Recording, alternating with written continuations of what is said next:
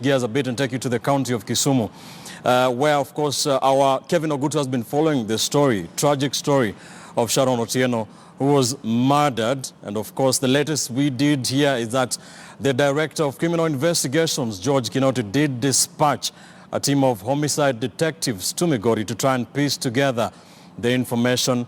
We understand the post-mortem of Sharon's body will be done tomorrow. That is Friday, the 7th of September.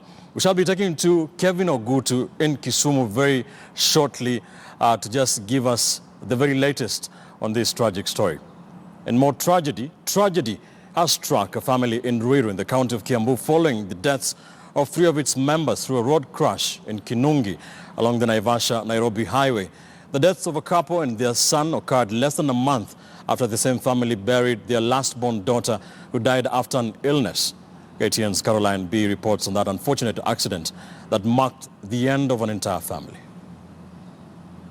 Grace Wamboi's grave lies fresh at his dad's farm in Ruiru. She succumbed to an illness that lasted for a week on the 10th of July, aged 24. But her passing was not the last.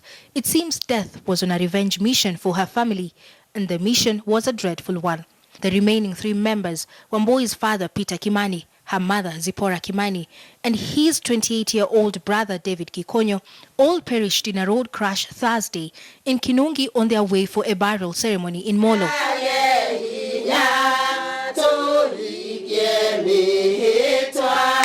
For yet another time, friends assembled at the home to console with the relatives going through unimaginable pain as they narrated memories of the departed. Personally, I got a call from my brother's phone at around 8. So when I called back,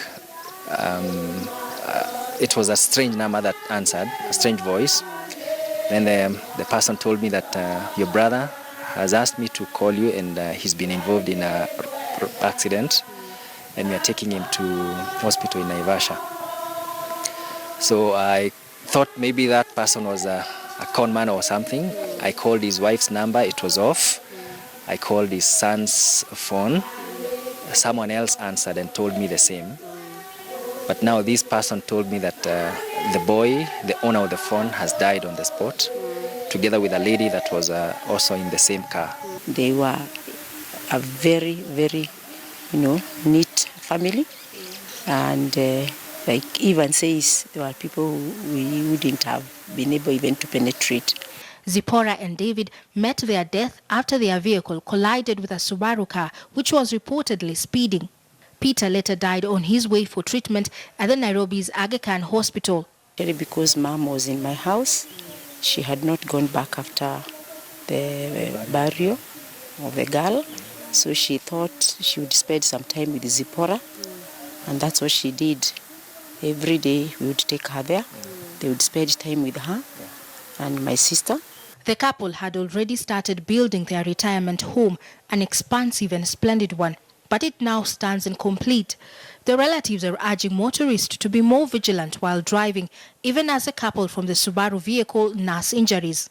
They had been arrested and they were given a ticket to go to the court. So maybe speeding for overspeeding, yes.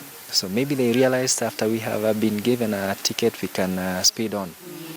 Still in shock, the family says they leave it all to God, praying for strength to overcome the grief.